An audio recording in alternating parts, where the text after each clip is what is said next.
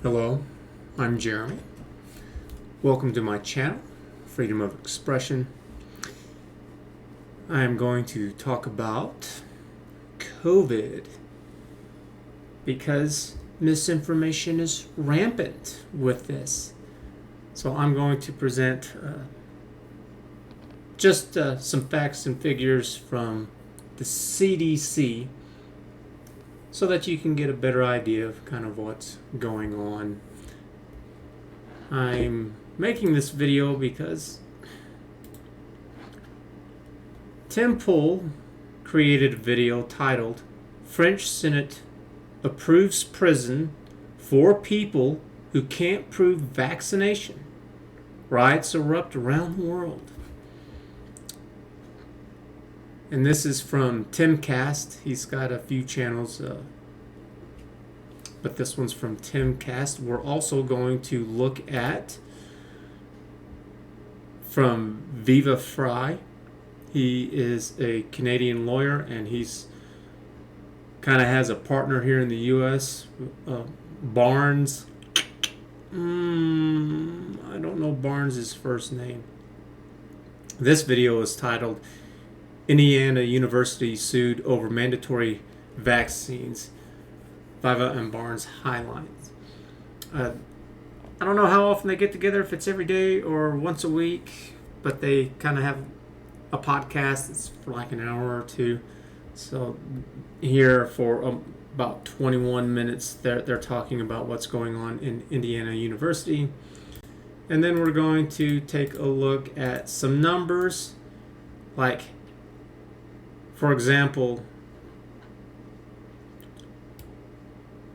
the COVID deaths in the U.S. for 2020 were 375,000. Or a little bit over, I think. In 2019, there were 599,000 plus cancer deaths. These are both from the CDC. These are their numbers. I do not care about cancer at all. And COVID is less. 480,000 deaths with cigarette smoking. I'm not worried about dying from cancer from cigarette smoking. And there's some others that we have here.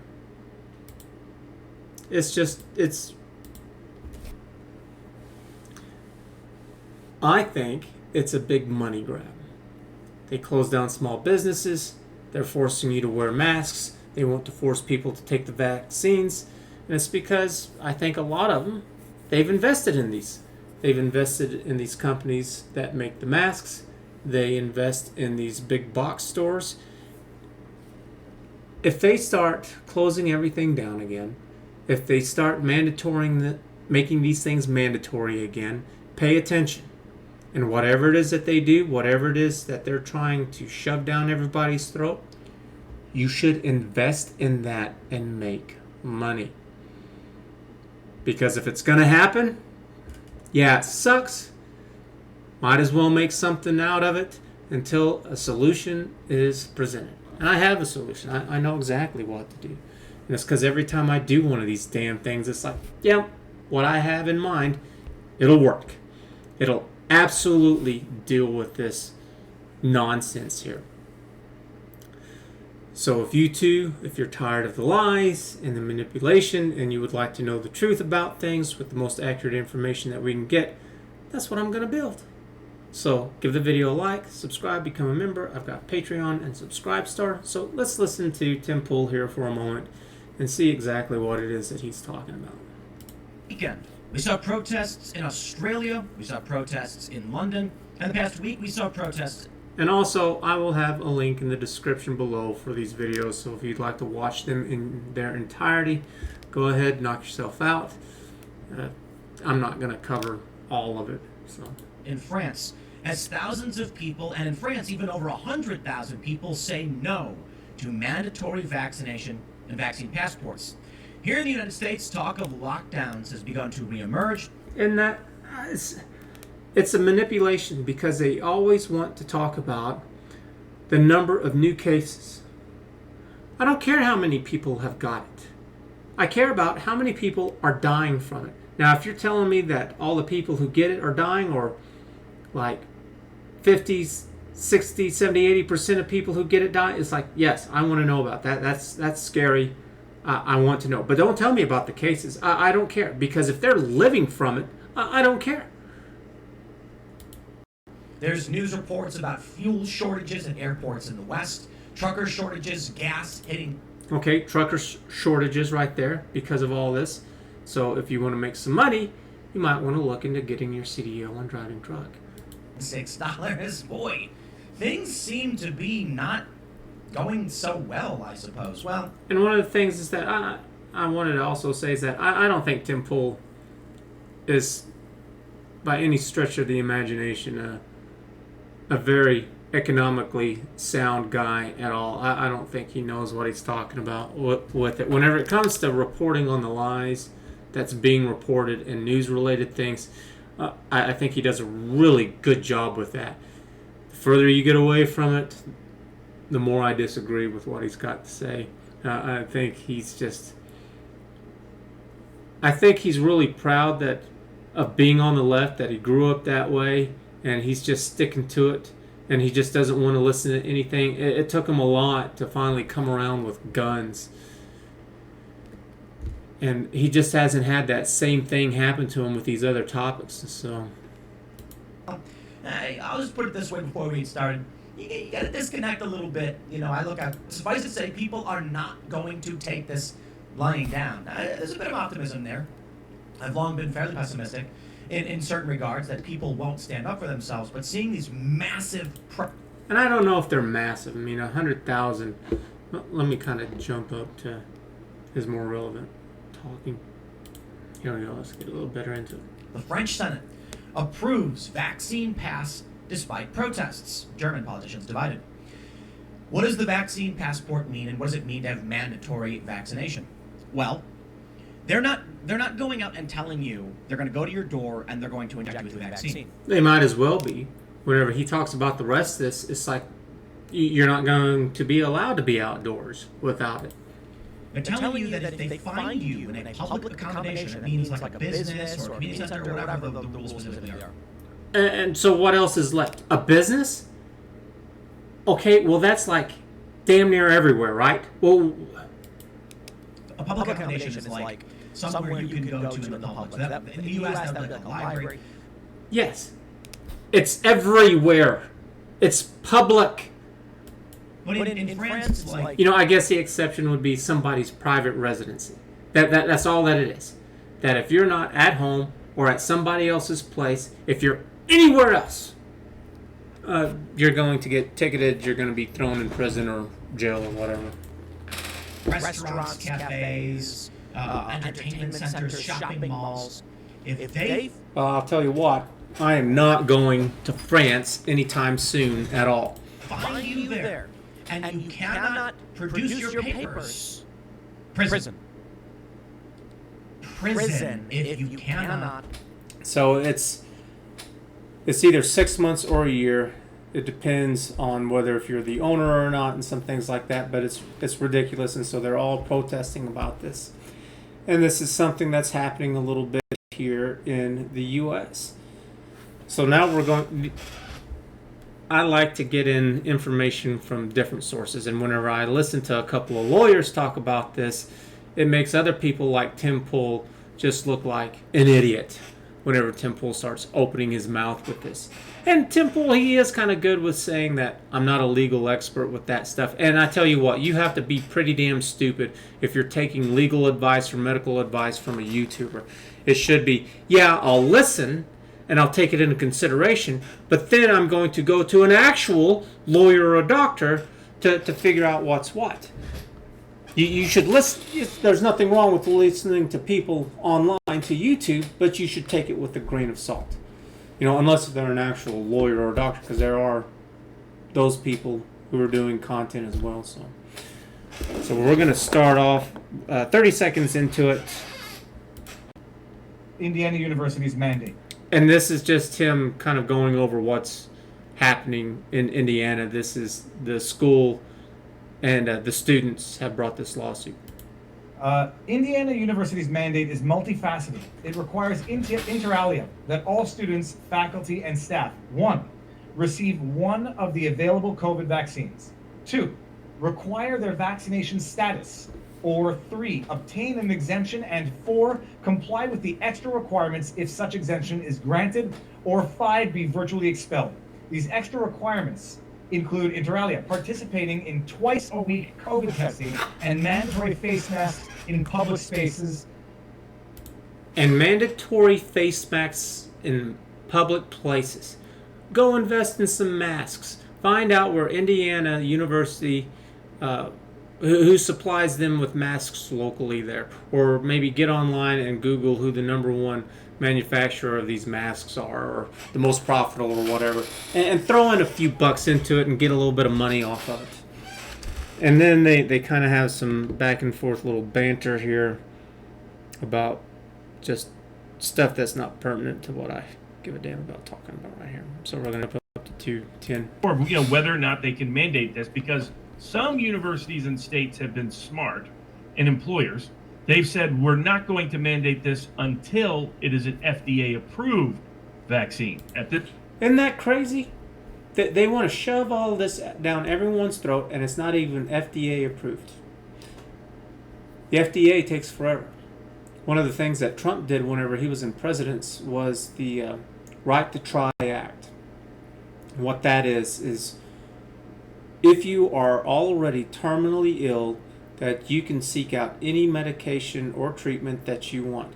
And this is stuck in my head because I had a family member who came down with cancer, died from it. They were not allowed to do anything within the U.S., and they were on their way to Mexico to try things that could be done there that you couldn't do here, and died before they even made it there, turned back. And so it's like, I'm just not going to make it, so let's just go home. This stage, this is an emergency use authorized vaccine. And so he brought the claims that are pretty analogous to the claims that we've been talking about and that I've articulated at vivabarneslaw.local. Yeah, and then he gives them a shout out to himself there. That's why they're both grinning. He's doing a little promo for himself.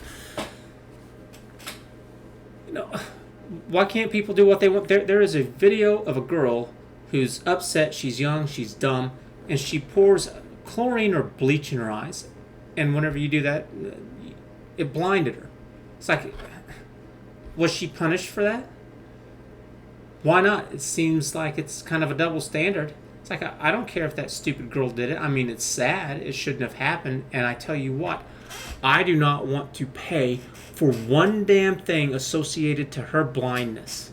That is something she did to herself. Screw you. I don't owe you anything. Now, if she had been blinded because of an accident, some kind of chemical accident at work or something like that, it's like, okay, well, that's different. There's a difference between intentional and accidental. Intentional, it's like, nope, you can do whatever you want. You can go jump off a bridge, but whatever happens, that's all on you.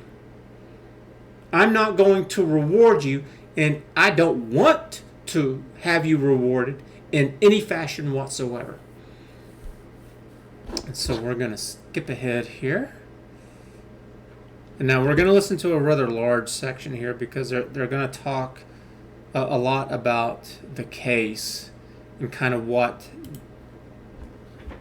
they see as possible problems with this. Hopefully the judge takes it seriously because in my view, an emergency use authorized vaccine is supposed to conform to the Nuremberg Code of 1947, which means it's not supposed to be mandated, period, by anybody, anywhere, anyplace, anytime, until it becomes an FDA-approved vaccine. Then the other thing with this is some of these vaccine mandates are not, and apparently this was true of the Indiana University, one of their subclass groups, are people who have already got COVID. And so according to the available medical literature we have so far, is that if you've already got COVID, you are as, or even in some cases, more, according to Congressman Thomas Massey and others, may have more immunity than what a vaccine can provide for. Yeah, so, if that's true, if you have the same or even more then it might be beneficial for you to actually get COVID. And this is the way that it is with many diseases, that whenever you get the disease, your body now knows about it, and it's able to deal with it more effectively than any other way. Whenever you go and you get the flu shot, you get a very small, weak dose of the flu. You end up getting sick and getting the flu, but not as bad as you normally would, and then you kind of have your immunity built with it. I've never done that. I don't recall ever getting the flu shot. If I did, it might have been whenever I was in the military. I don't remember. They gave us a whole bunch of shots, especially whenever we went overseas.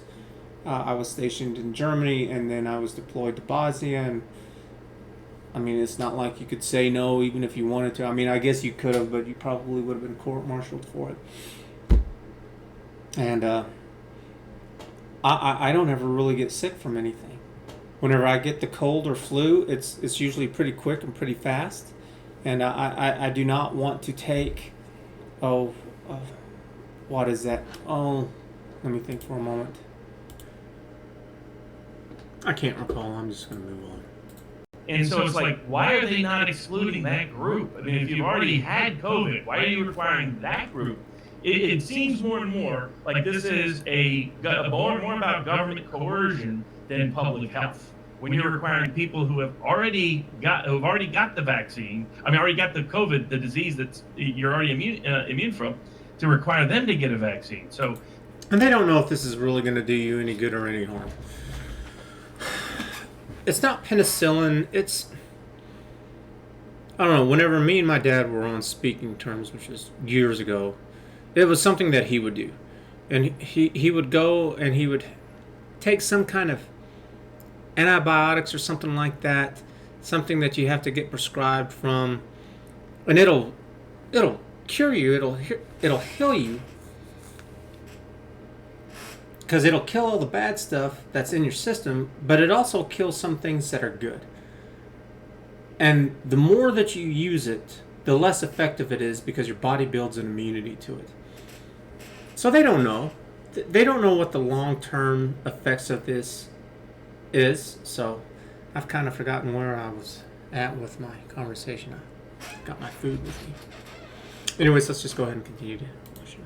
They have a lot of good arguments they've outlined, including the Nuremberg Code of 1947, including the emergency use authorization of medication, including just looking at the math on this. And the math on this still hasn't changed from my debate. We didn't get into the math, but we got into the legal standard with Professor Alan Dershowitz. And he agreed, and he's very pro-vaccine in this context, has even debated Bobby Kennedy on this precise topic as well. But he agreed that in order to compel a vaccine, there needs to be substantial evidence that not getting it presents a severe risk of harm to other people. And it has to be a substantial risk of severe harm. And right now, if the only thing a COVID vaccine does is protect asymptomatic and pre-symptomatic people from causing harm to others, that risk is microscopic at this point, especially as more and more other people have already got vaccinated. So you're talking about an unvaccinated person spreading it to another unvaccinated person only in their pre-symptomatic, asymptomatic stage, especially on a college campus, which is one of the lowest risk populations in the country. So Isn't all that ridiculous? Isn't all that ridiculous? And that's why I'm going to show these numbers here whenever we're done with this, to show you just, if this is something that they can do to us, it really opens up a lot more that they can do. And it's all just ridiculous in my eyes. I think it will be if they can mandate this vaccine, even at this stage of emergency use, they can mandate any medical treatment they want, anytime they want, anywhere they want. Your bodily integrity is gone. Informed consent is dead. I think a lot of people already see that, and a lot of people see the justification for compelling the vaccination in a certain demographic who themselves. You know what? I don't care. If it scares you, if you are in one of those high-risk groups, you may need to. You may need to go wrap yourself up in a bubble. I have no problems with it. But there's so many things out there that are deadly to you. Diseases or otherwise. You can't safeguard from them all. It's a fallacy. It's this utopian fallacy that cannot happen. We are just going to die. Again, I don't want to say anything that can be deemed to be scientific statements. Demographics who are at minimal risk of the virus. To compel it there, the argument is that you're doing it there to prevent, like you say, the asymptomatic or pre-symptomatic spread, which might get to the adults. So effectively, you're imposing a medical treatment or a medical intervention on a group at low risk, not for their own benefit, but for the indirect benefit of groups who are at higher risk, who in theory have already gotten or will get the vaccine. And that's so ridiculous. It's not for your protection. It's for the protection of others. It's like, how am I supposed to deal with that? How is anyone supposed to deal with that? I have no idea about whether if you have a problem or not. And this is what the CDC numbers here in a bit are going to show, is that you just can't do it. It's completely unreasonable whatsoever. And should have already protected themselves. So it's this double overlap of protection, but compelling of a demographic that is not inherently at any meaningful risk by all stats. I'll put it this way: I believe the evidence that will be alleged in these suits is that the risk of someone in a pre-symptomatic, asymptomatic stage spreading COVID that causes someone else to suffer severe harm or death from getting it is microscopic and minuscule. My guess is less than one, maybe as low as 1 in a million. And if they can force you to take an invasive medical treatment into your body Here we go. for a 1 in a million risk, well, heck, they can mandate a flu shot, they can mandate anything. They can just start mandating whatever they want, whenever they want, wherever they want. And that's why, at a minimum, this case needs to establish the legal standards that limit the ability. When can they force this? When can they require it? What data and evidence is substantiated? Because ultimately, Dershowitz and I agreed on what the legal standard is, and I believe that the evidence at this point doesn't justify such a coercive. Yeah, and I would take it a little bit further. I don't know. It's, you know, if somebody wants to risk pouring bleach or chlorine in their eyes and getting blind, I don't care. People have been doing stupid things forever. So right now, I just Googled total world population. It's at 7.9 billion. I thought it was 7.5, but I mean, it's obviously going up. Supposedly, it's going to level out around 9 to 10 billion. And it's because they're just telling people stop having so many children. Poorer nations are getting some money so they can start buying things like getting the pill and condoms. And they're just flat out told, you know, something that's rather obvious that we might take for granted, and that is it's easier to raise 1, 2, or 3 children than it is 10, 11, 12, 13 children. And that's exactly how it is. My grandparents, before they had that stuff, that's how large all their families are. They got brothers and sisters coming out of every little crevice that there is. I mean, they've all passed away now. My grandparents are. One grandmother was born in 1919, you know. So. And whenever I clicked on CNN Health News, it started off cases per 100,000. Cases. I don't care about cases. You know, because it's not, they just want to end it there. It's like, oh, the cases are high. Oh, there's 194 million cases. But then whenever you look at the deaths, oh, a little over 4 million. Out of what? This is worldwide. Out of 7.9 billion people, you have 4,000 deaths or 4 million deaths. That's not in the U.S. That's not in my state of Texas.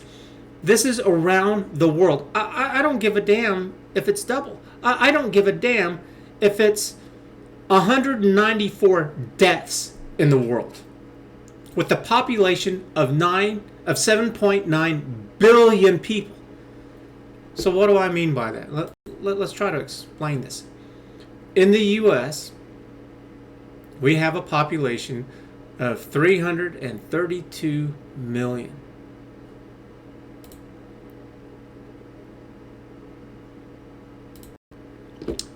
And then here from the Center for Disease Control and Prevention, the CDC in other words,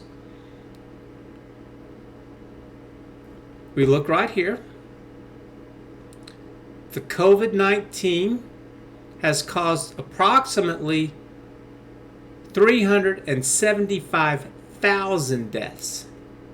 It's not even 500,000. My one city that I live in has roughly a population of 200,000 people. Would you care if my one city got wiped out? It's not. There are millions of people just in Texas.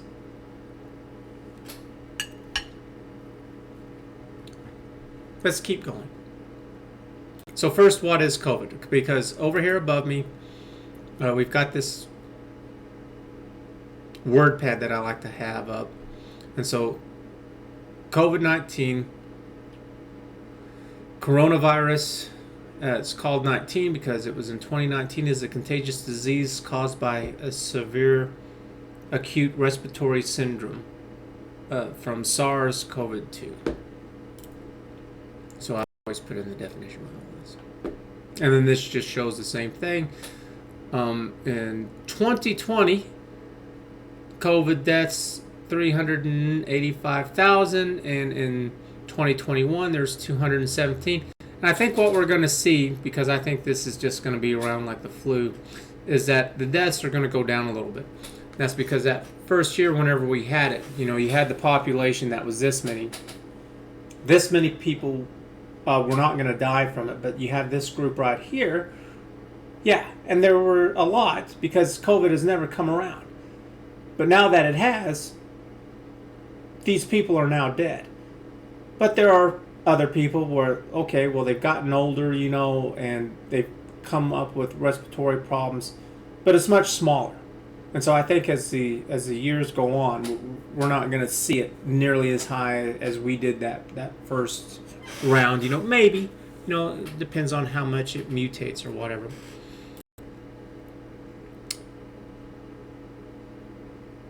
So here's the flu, or I should say, the burden of influenza disease in the United States can vary widely and is determined by a number of factors.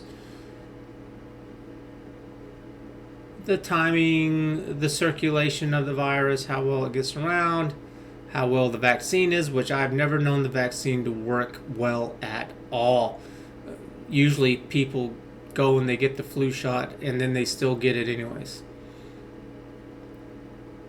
CDC estimates that influenza has resulted in between 9 and 45 million illnesses, hospitalizations, and of it, 61,000 deaths annually since 2010. 61,000 annually. So I have it right here. This is every single year, 61,000. It's like, do you care if you get the flu, or are you worried about dying from it? It's not that much of a smaller number than this. Okay, maybe that wasn't good enough. Well, let's see what else the CDC has to say here. An update on cancer deaths in the United States. Cancer is the second leading cause of death after heart disease in the U.S. So I took 2019 because it takes them a while to get the information. They're not going to have 2021. They probably don't have 2020. With COVID, they probably do because it's such a hot topic right now, but usually it's not the case. Anyways, in 2019, there were over 599,000 cancer deaths. And then it tells you how many females, how many males. Are you worried about cancer? Do you mask up for cancer? Do you take oxygen for cancer? What do you do for cancer? I don't do a damn thing. I do a little bit. My mom died from cancer. Her dad died from cancer. So I do exercise and work out. But I also do that just for my general health, just period. What do you do for cancer? Okay, well, what about just smoking then? And this says cigarette smoking among adults in the United States. I don't know if that includes pipes or cigars. Regardless, cigarette smoking remains the leading cause of preventable disease, disability, and death in the United States, accounting for more than 480,000 deaths every year, or about 1 in 5 deaths.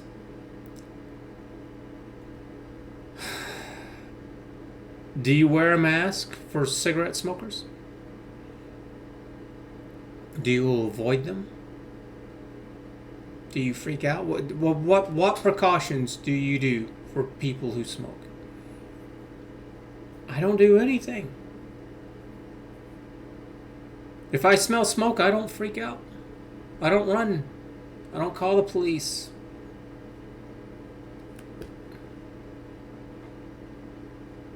I don't want to stand in the middle of it, though, of a whole bunch, but I just go and walk off. And smoking it, I mean, I don't care. Heart disease. About 655,000 Americans die from heart disease each year. That's 1 in 4 deaths. Leading cause. What do you do? What do you do to help deal with this? We do absolutely nothing. Or I should say, the government really doesn't do a damn thing. I don't ever hear anything from the government. I hear nothing about the government about heart disease and smoking and cancer. Chronic lower respiratory disease, including asthma deaths. 165,000 deaths.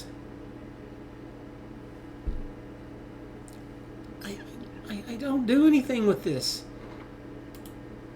This is all from the CDC. Put them all together. They dwarf the deaths. Put them all together, and COVID just is nothing compared to all of these.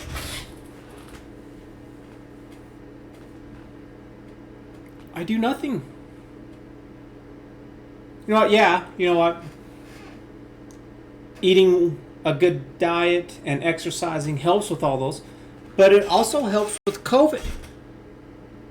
The people, from my understanding, who are at the largest risk of dying from this are people who are elderly and that they're overweight and out of shape. Oh, so it's kind of like just good health, period. And if you're not in good health, should we force you to go and eat your vegetables? Should we force you to live the lifestyle that you may not want to live? So let's hear from our former president, George Bush Sr., and I remember all this. It was... Without really meaning to, I announced to the world about this time that I did not like broccoli. I love it. That I never liked broccoli. And now that I was President of the United States, I was never eating it again. It caused a huge stir, and I still hear about it today. Yeah, so what? Who cares? It was so ridiculous. Truckloads of broccoli at this very minute descending on Washington. The donation and delivery to the White House were prompted by a statement recently made by President Bush that he disliked the vegetable. My family is divided. Okay, well, you know what? These elites and these politicians, they're going to do whatever they want to do. They've always done what they wanted to do. Just like all these politicians who get caught without wearing a mask. Whether if it's the governor of New York or the governor of California or Nancy Pelosi or Mayor Lori Lightfoot, whenever she was going to get her hair done, didn't have a mask, wanted them to be open. How about you decide for yourself? How about you go talk to your doctor, you find out what condition it is that you're in, what kind of risk it is that you're in, and you decide for yourself what actions you want to take. And this is part of the same argument with women and access to contraception and pro-life and pro-choice. It's like, well, it's my body. Don't tell me what to do. And some people's response to this is, okay, you do what you want to do without government money. But if you want the government to pay for it, then yeah, we expect you to make good use of that money. And I don't think that, for example, if you want to be on Medicare and Medicaid and you want access to taxpayer money, to our money, to help fund for your health, then you don't get to go out and eat junk food. That you should have to eat healthy. You don't get to eat a lot. You don't get to be overweight. You don't get to smoke. You don't get to do those things because you're not the one flipping the bill. If you want to flip the bill, then go ahead. Smoke up and be like a train, or a chimney or whatever, and smoke until your heart's content. Because you got the money to pay for it, knock yourself out. Or if you don't want to pay for it, knock yourself out. So what do you think? Are we concerned about these other things as much as we are with COVID? I hear COVID all the time, all over the place. I don't hear any of this other stuff. I'm not worried at all about this other stuff. I hardly give any of this stuff any thoughts whatsoever. But yet you want all of this stuff to happen? How did he put it? When can they force this? When can they require it? What data and evidence is substantiated? Because ultimately, Dershowitz and I agreed on what the legal standard is, and I believe that the evidence at this point doesn't justify such a coercive. Is that the risk of someone in a pre-symptomatic, asymptomatic stage spreading COVID that causes someone else to suffer severe harm or death from getting it is microscopic and minuscule. My guess is less than one, maybe as low as 1 in a million. And if they can force you to take an invasive medical treatment into your body for a 1 in a million risk, well, heck, they can mandate the flu shot. They can mandate anything. They can just start mandating whatever they want, whenever they want, wherever they want. And that's, it's ridiculous. Then it'll eventually end up, if we continue along this route, I don't see why it wouldn't end up where we're all in bubble suits. And we're just padded with everything. We're just going to put ourselves in packages with bubble wrap and Kevlar and bulletproof vests and helmets because you're just at risk of dying from all of these other tragedies out there. So why stop? And, if something like this, if a legal case like this goes on through and they say that they can do it, well then... How big is that list going to be of all these other things that then go underneath this? And there will be people who will push for more things to be regulated in this way, if for the simple fact that it'll line their pockets because they'll invest in those companies that produce these products. So, what do you think? I am just tired of the lies and the manipulation, and I want to deal with it. I know how, and I'm going to. So if you've understood this, then give the video a like, give it a thumbs up, and help me out on that algorithm with YouTube and Bitchute and the works. Hope you've enjoyed. Hope you learned something. Catch you again later. Thanks for watching. Bye.